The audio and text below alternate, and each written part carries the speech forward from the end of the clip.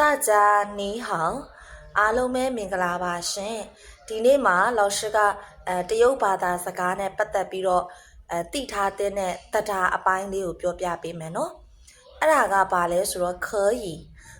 以ဆိုတာကရတယ်ဆိုတဲ့အဓိပ္ပာယ်နော်အဲ့ဒီ可以နဲ့老师တို့ကအနောက်မှာ but ပေါ့နော်ကရိယာကိုတွဲသုံးနေဆိုရင်တခုခုလုံးလို့ရပြီဆိုတဲ့အဓိပ္ပာယ်ပေါ့နော်ဝါကျစာကြောင်းလေးတွေကိုကြည့်အောင်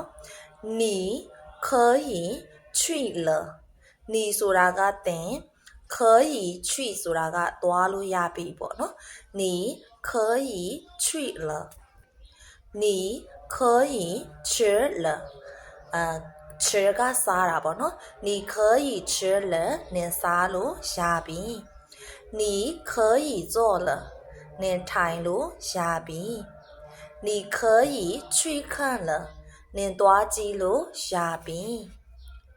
你可以喝茶了喝茶ကရေနွေးတောက်တာသင်ရေနွေးတောက်လို့ရပြီဆိုတဲ့အဓိပ္ပာယ်နော်